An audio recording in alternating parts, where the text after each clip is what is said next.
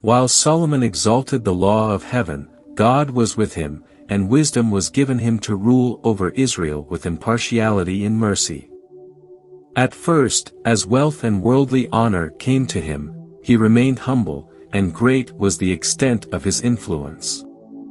Solomon reigned over all kingdoms from the river Euphrates, unto the land of the Philistines, and unto the border of Egypt. He had peace on all sides round about him. And Judah and Israel dwelt safely, every man under his vine and under his fig tree, all the days of Solomon.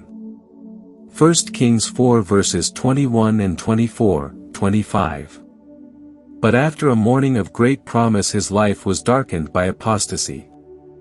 History records the melancholy fact that he who had been called Jedediah, beloved of the Lord, 2 Samuel 12 verse 25, margin, he who had been honored by God with tokens of divine favor so remarkable that his wisdom and uprightness gained for him world-wide fame, he who had led others to ascribe honor to the God of Israel, turned from the worship of Jehovah to bow before the idols of the heathen. Hundreds of years before Solomon came to the throne, the Lord, foreseeing the perils that would beset those who might be chosen as rulers of Israel, gave Moses instruction for their guidance. Directions were given that he who should sit on the throne of Israel should write him a copy of the statutes of Jehovah, in a book out of that which is before the priests the Levites. It shall be with him, the Lord said, and he shall read therein all the days of his life, that he may learn to fear the Lord his God, to keep all the words of this law and these statutes, to do them, that his heart be not lifted up above his brethren, and that he turn not aside from the commandment, to the right hand, or to the left, to the end that he may prolong his days in his kingdom, he, and his children, in the midst of Israel. Deuteronomy 17 verses 18 to 20. In connection with this instruction the Lord particularly cautioned the one who might be anointed king not to multiply wives to himself, that his heart turn not away, neither shall he greatly multiply to himself silver and gold. Verse 17. With these warnings Solomon was familiar, and for a time he heeded them. His greatest desire was to live and rule in accordance with the statutes given at Sinai. His manner of conducting the affairs of the kingdom was in striking contrast with the customs of the nations of his time, nations who feared not God and whose rulers trampled underfoot his holy law. In seeking to strengthen his relations with the powerful kingdom lying to the southward of Israel, Solomon ventured upon forbidden ground. Satan knew the results that would attend obedience, and during the earlier years of Solomon's reign, years glorious because of the wisdom, the beneficence, and the uprightness of the king, he sought to bring in influences that would insidiously undermine Solomon's loyalty to principle and cause him to separate from God. That the enemy was successful in this effort, we know from the record. Solomon made affinity with Pharaoh king of Egypt, and took Pharaoh's daughter, and brought her into the city of David. 1 Kings 3 verse 1. From a human point of view, this marriage, though contrary to the teachings of God's law, seemed to prove a blessing, for Solomon's heathen wife was converted and united with him in the worship of the true God.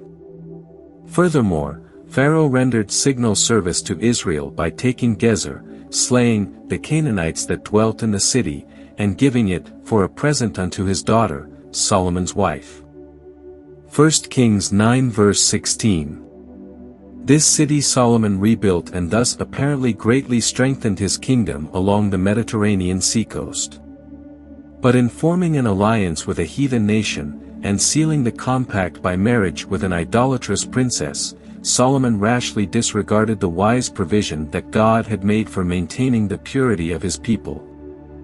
The hope that his Egyptian wife might be converted was but a feeble excuse for the sin.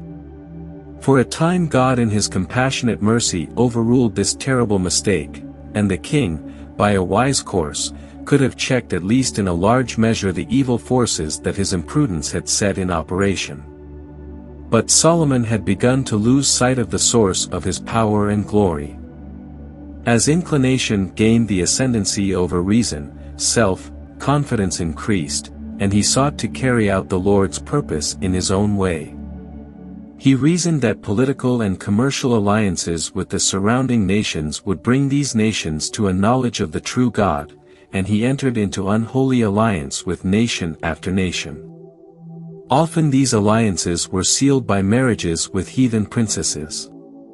The commands of Jehovah were set aside for the customs of surrounding peoples.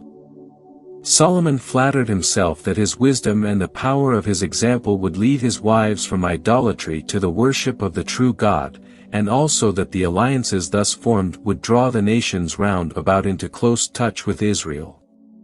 Vain hope. Solomon's mistake in regarding himself as strong enough to resist the influence of heathen associates was fatal. And fatal, too, the deception that led him to hope that notwithstanding a disregard of God's law on his part, others might be led to revere and obey its sacred precepts.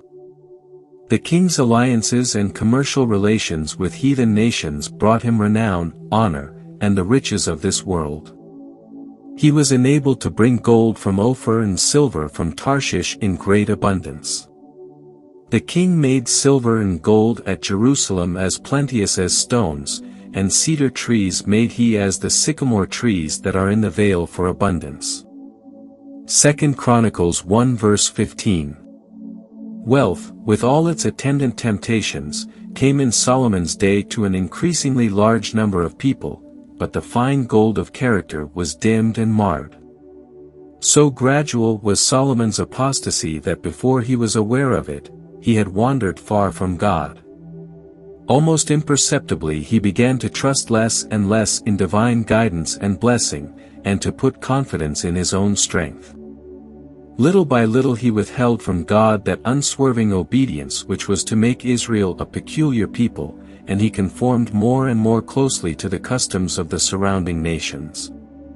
Yielding to the temptations incident to his success and his honored position, he forgot the source of his prosperity. An ambition to excel all other nations in power and grandeur led him to pervert for selfish purposes the heavenly gifts hitherto employed for the glory of God. The money which should have been held in sacred trust for the benefit of the worthy poor and for the extension of principles of holy living throughout the world, was selfishly absorbed in ambitious projects. Engrossed in an overmastering desire to surpass other nations in outward display, the king overlooked the need of acquiring beauty and perfection of character. In seeking to glorify himself before the world, he sold his honor and integrity. The enormous revenues acquired through commerce with many lands were supplemented by heavy taxes. Thus pride, ambition, prodigality, and indulgence bore fruit in cruelty and exaction. The conscientious, considerate spirit that had marked his dealings with the people during the early part of his reign, was now changed. From the wisest and most merciful of rulers, he degenerated into a tyrant. Once the compassionate, God-fearing guardian of the people, he became oppressive and despotic. Tax after tax was levied upon the people, that means might be forthcoming to support the luxurious court. The people began to complain. The respect and admiration they had once cherished for their king was changed into disaffection and abhorrence. Subscribe not to miss on the next uploads.